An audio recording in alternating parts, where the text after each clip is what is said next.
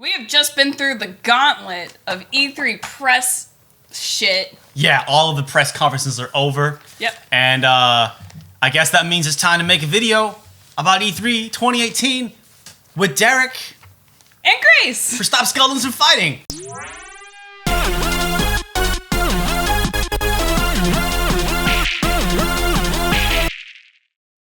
Everyone's covering E3. Yeah. Everyone's covering all the E3. But like, listen, Stop Skeletons from Fighting. We like our own stuff. We got our own flavor. We have a few things. We got our own stuff that we like. In high supply. One of them is opinions, and we're about to share those with you. So Grace, let me ask you a question. Okay. What are your thoughts on the Resident Evil 2 remake? It's coming. It's coming back. Man. Okay, first of all, I loved the fake outs that they kept doing. Yeah. All those different trailers. It was also cool. I think you pointed this out like maybe the third time we watched it, but there's a little PlayStation 1. No, there's not a little PlayStation 1. There's a lot of PlayStation with the controller and everything. I don't know how I missed it, but I was like, this is a rat game, Ratatouille? Are we doing Fantastic Mr. Fox? What's going on here? You know, it's like, oh, another zombie game? Nope. The zombie game. The zombie game. Oh my god.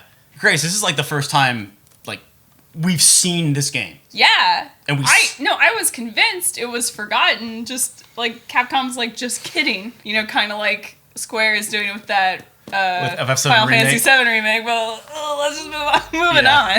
Of course. A lot of conversation so far online about the different character models. Yeah.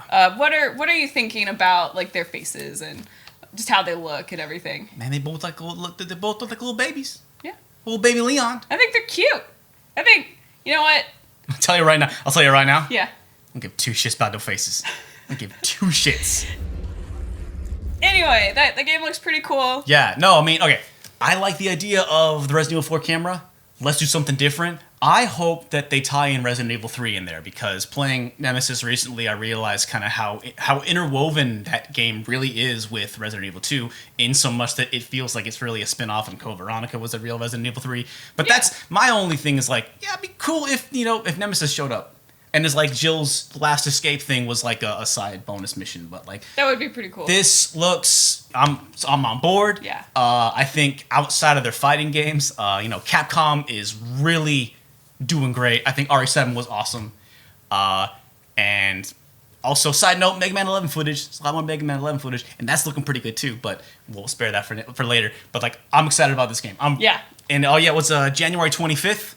Yes. Oh, I wanted to double check. I think that's when Resident Evil 2 on PS2 came out. It's actually, I double checked. It was January 21st, technically. Okay. Which is a Monday in 2019. Mm-hmm. And it also happens to be the day of a lunar eclipse. Oh. Which I'm pretty sure the lunar eclipse is not the reason they decided to push it to January 25th, which is a Friday. Oh.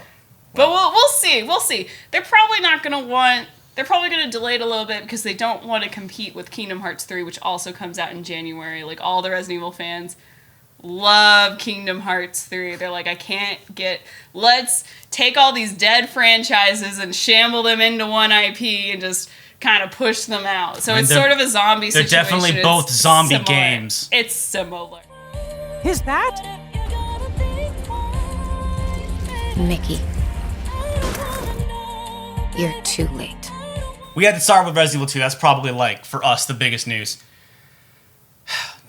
We gotta talk about Kojima. We gotta talk about, our video we made about Konami and Kojima, it's still, like, that was a kind of a fun video for us to make, and it's also just a story that keeps going. Yeah. And Death Stranding is a game that I'm gonna reserve judgment on. Derek, how do you feel about it? It doesn't look like Kojima has lost his touch. Looks like that dude still knows how to make a goddamn video game with a lot of stuff in it. But I just, there's so little of the gameplay, I still can't really get excited about it. Yeah. There's like a lot of loot fetching, just carrying tons of stuff across ladders and rivers and shit. It's really pretty. It's very pretty. It's open world. Yeah. Bit of a horror game. Yeah, and I guess the horror element we're getting more from the part where the actress eats a maggot. Like, that's kind of fun, I guess. That was gross. No, it was gross, but it's supposed to be gross. There's also, like, baby butts. Yeah, there was a little element of it where I'm like, Man, I think Kojima and I have different kinks. Like, my kinks aren't just being lit on fire by this game so far, but this does look like a pretty basic open world game with some sort of combat, probably, and then stealth elements. Yeah. And it's like, do we need another one of those?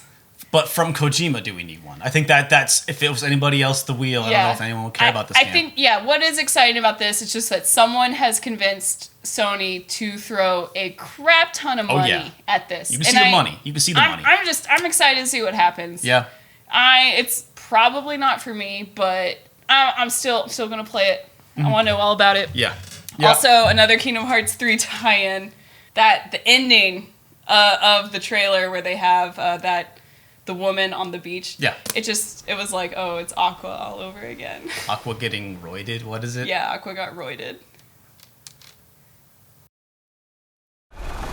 Wait, you?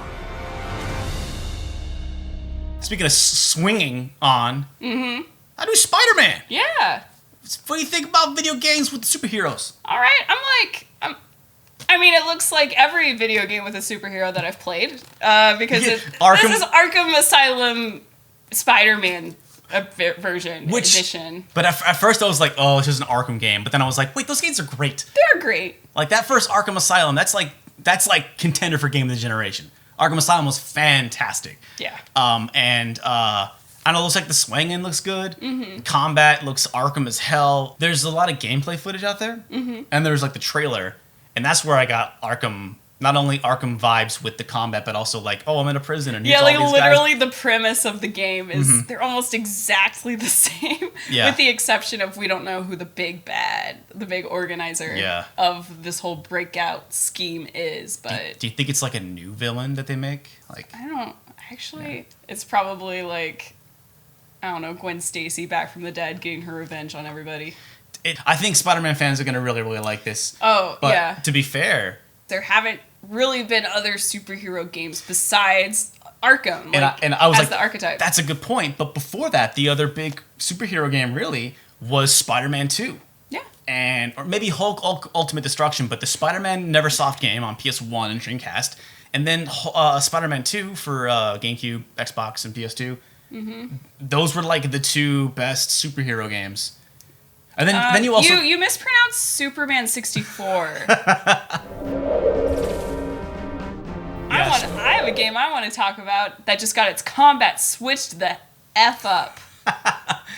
Oh yeah? And what game would that be? I want to talk about Ooblets, which is a game that is an indie game. It's pronounced Ooblets Game of the Year 2018. Ooblets. Ooblets. Game of the Year 2018. Ooblets, s'il vous plaît. Yes, it's an indie game. It is being published by Double Fine, and it's basically like, especially since Nintendo didn't announce a new Animal Crossing this year, this is just gonna slide into those. Do you think that? Yeah. Oh yeah. This looks like for people who like Harvest Moon, for people who like Pokemon, for people who like Animal Crossing. This is that game. So we played this game at PAX last year. And you were way into it. Yeah. I played this game. Grace made that shit priority number one. Yeah. That. Oh man. And so when I played it, the combat was more like a Pokemon, where you're basically like fighting your little cute mushroom and your little cute turnip are like trying to murder each other, and that, which is fine. Like I was okay with it. Yeah. But it's a video game. It's a video. That's what they do. We know why we're here. Yeah. We're all out here. But so now they've changed it so that instead of like actual fighting battles, everything is just a dance battle. Yes. And everybody's friends come up to watch, and then people get embarrassed and dunked on, and it looks cute. Yeah, that's the best. This is gonna be a cute game. Like the aesthetic looks awesome. It's like it's like an Adventure Time. Yeah. Looking kind of aesthetic and some awesome colors, and then you throw in like funky fresh dancing. This game's it looks really cute. I'm here for this game. This is what I want. Yep. And my only complaint with it is the classic complaint of 2017-2018, which is I wish it was on Switch.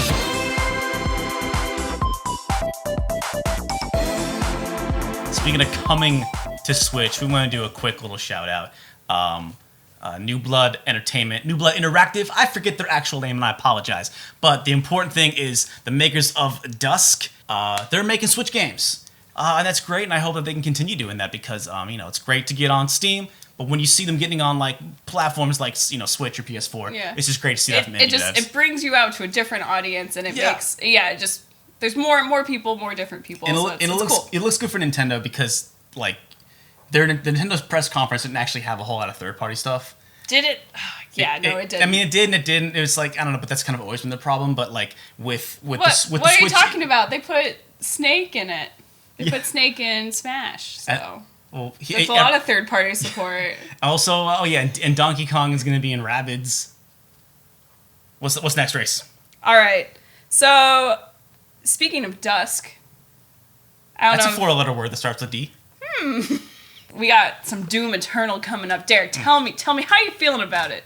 The single player to do. I've actually been replaying Doom 16 recently. That game's great. That game is still amazing. Well, and the only thing is with Doom Eternals, we don't really have any as of taping this. We don't really have any gameplay yet. And we don't really have any details. No, and in August for QuakeCon is when they're going to do a proper like unveiling of that. But I mean, it's been 2 years since that Doom came out, and if they're still just working on single player stuff, like, I trust that team to make another one of those. Also, real quick, I didn't think I gave a shit about Rage 2. First off, shouts to Andrew WK. That was an amazing performance, and that audience did not know what to expect. But man, that guy, shouts to Andrew WK. But that aside, this looks like an open world game. I thought it was gonna be a little more like Mad Max, but it kind of looks like it plays more like Doom and a little bit of Wolfenstein, and like, that looks all right. Actually, that trailer, the gameplay footage, like, I've not played original Rage. I felt like that kind of came out with a very muted response, but this looks all right. Yeah. I think I'm on board for Rage 2, at least like a rental or I really liked the colors and everything. Like, wow, it's so exciting to see a shooter that isn't just brown. Like, we got hot pink in there represented. We got like some bright neon blue represented. Some orange and some blue. Like, I appreciate that, and I like how they have fun characters. But besides that, this trailer just really did nothing for me. Yeah. Like, we were talking about this earlier, and you were saying you felt like it reminded you of the Doom 2016 shooting. Yeah. And I actually disagree with you on that, because I think the things about Doom 2016's combat that made it unique was just the constant platforming, the moving around, and I felt like this looked a lot more standard. I would almost say, I feel there's a little bit of Bulletstorm here, too, with the kind of kicking up and throwing stuff around and kind of freezing time a bit. But either way, I just thought that shooting looked good, and I like open world games, and I don't know. Just the vibe of it is really fun. Yeah. I'm not sure how I'm going to feel about the actual gameplay yet, and I guess we have to wait until we get a little bit more information about that. And then finally, we have...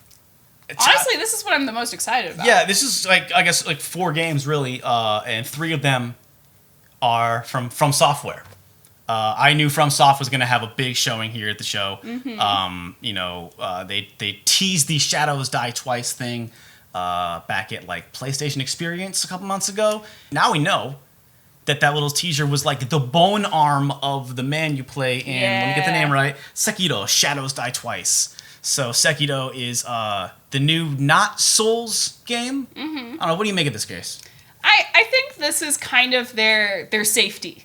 Yeah. I mean, obviously they're putting a ton of resources into it. It looks beautiful. It looks interesting. But it does look like they're trying to recall different Bloodborne, Soulsborne style things. Yeah. Even down to in the story, it starts with you waking up and some old guy's like, you don't die. Here you go. It's a game.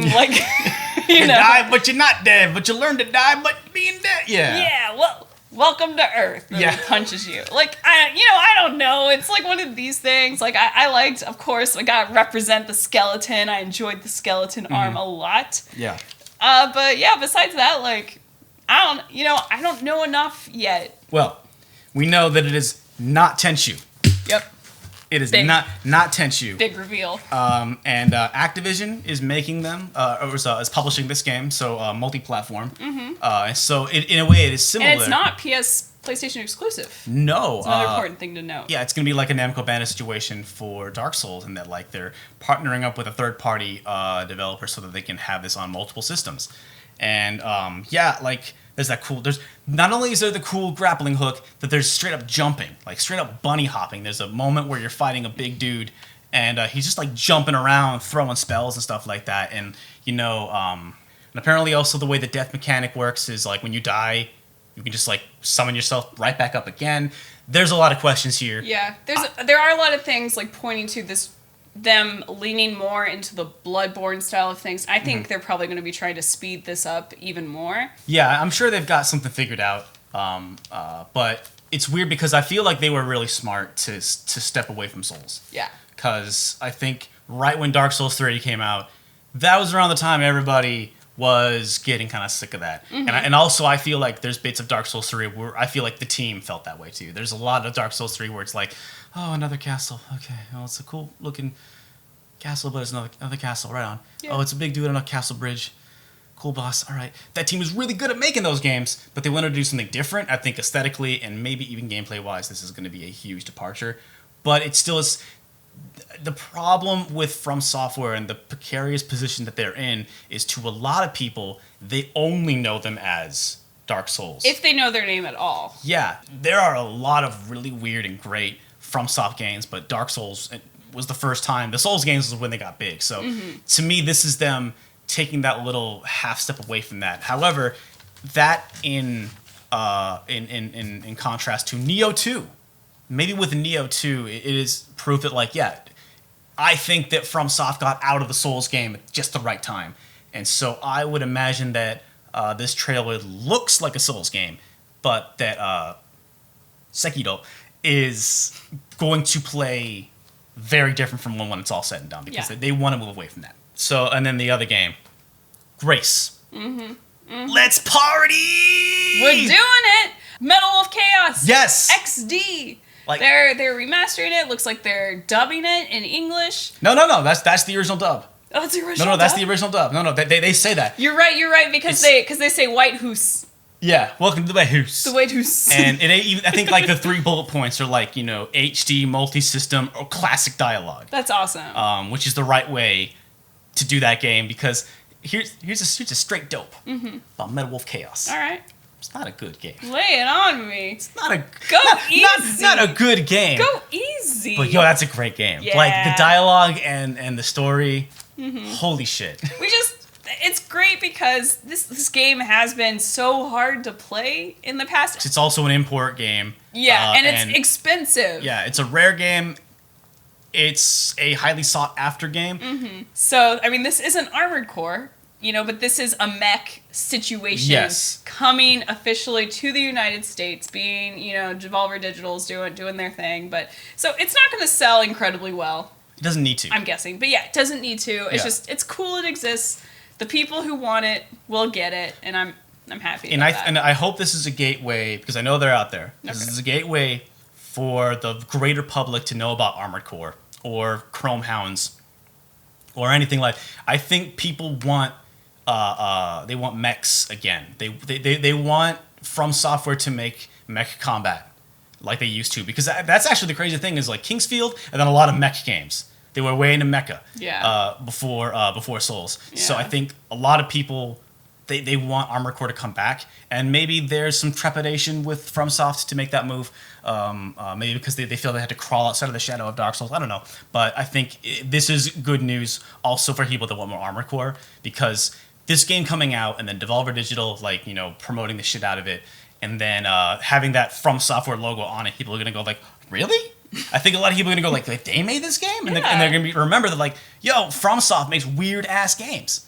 And also I looked up, so Devolver Digital with FromSoft is publishing this game, but it is being developed by General Arcade. They got some bona fides. They've done a lot of porting work. Yeah. So it's in good hands with General Arcade, and all we have is 2018. So sometime within the next few months.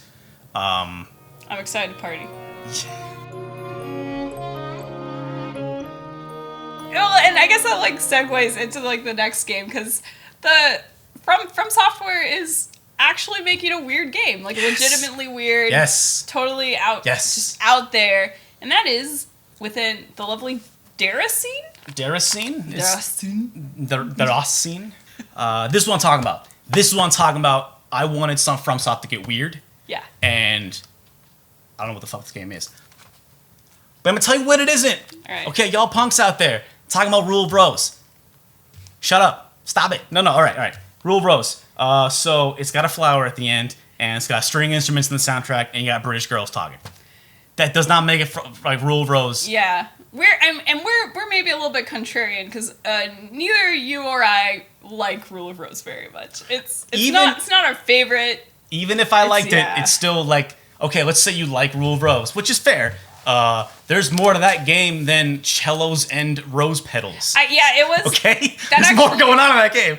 Yeah, because that comparison, I saw that a lot online, and the comparison to Rule of Rose, I thought was really weird because the trailer of Rule of Rose in particular is so, like, out there and loud and, like, trying to make you uncomfortable. And this trailer was like kind of a bucket of nothing. I mean, there's not a lot was shown. They were trying to kind of maybe communicate a vibe more than showing us what the heck this is. You know what it wasn't? It wasn't giant robots. It wasn't demons. It wasn't ninjas or samurais. On the other side of it, it wasn't that Japanese game where you tutor a girl in an English house all summer and then you guys fall in love at the end. Oh, I mean, you can't win them all. You can't. It might be that game. I don't know. But it's like that game, but she's sad all the time. Did you think that they were going to be Bloodborne 2? Did you honestly think that was going to be Bloodborne 2? I mean, why not? Yeah. Like, I guess that maybe they have some like space where they can kind of coast right now, and they don't need to make Bloodborne 2 right now. I think it's kind of a good idea to step away from Dark Souls because I you know what, I talk about this all the time, but as soon as Crash Bandicoot Insane Trilogy came out, and that one guy someone wrote the article that's like, it's the new Dark Souls of blah. That was the moment that everyone was kind of done. Yep. And I think it's smart for them to move away from that stuff. Let everything breathe. Like, let people just kind of get nostalgic for it. Man, I would love a Bloodborne 2. I think Bloodborne 2 is going to happen. Yeah, not now. Not for a while. You're going to wait a few years, but... And I'm sorry, that was a big tangent. Oh, okay. I only brought that up because Deracine, this is PSVR. Mm-hmm. So this is a Sony joint. Yep. So Bloodborne 2 is definitely not happening because presumably, like, Sony can only order one game from FromSoft at a time, right? Sony's not out there being like, all right, make this PSVR game and Bloodborne 2. I don't see that. And also, this means they've got like 2-3-ish games. I'm sure there's a couple people that, that were working on Dark Souls Remastered and this Metal Wolf Chaos DX. So I'm happy that they're really moving away from Dark Souls and doing weird stuff. Mm-hmm. Doing weird stuff. For me, it's the biggest surprises of E3. Yeah, it was. A lot of good stuff happened. We're not going to talk about everything in this video, as you can already tell. But for me, see FromSoft really making moves. Mm-hmm. That's so exciting. Yeah. Everybody, thank you. This has been our E3 reaction video. We did it. Let us know what you think is the hottest shit. Tell Derek to turn off his cell phone in the comments below. We're on Patreon. We have a new video coming out next week. If you want to watch a little video about the N64 expansion pack. I'm doing crab hands because I'm so excited. You can watch that right now, but it's going to be on YouTube Live for Air, buddy, next week. Yep. And let us know what's going on with E3. What was your favorite stuff? What did you think about it? And why are you also mad there was no Borderlands 3? I got Kingdom Hearts 3, so I'm okay. Yeah. I'm okay in the game complaint department. And Crackdown 3 is probably going to come out. That's pretty cool, too. Yeah. Who knows? Yeah. Anyway. Good night. Good night. Sleep well. We love you. Stay powerful. Stay powerful.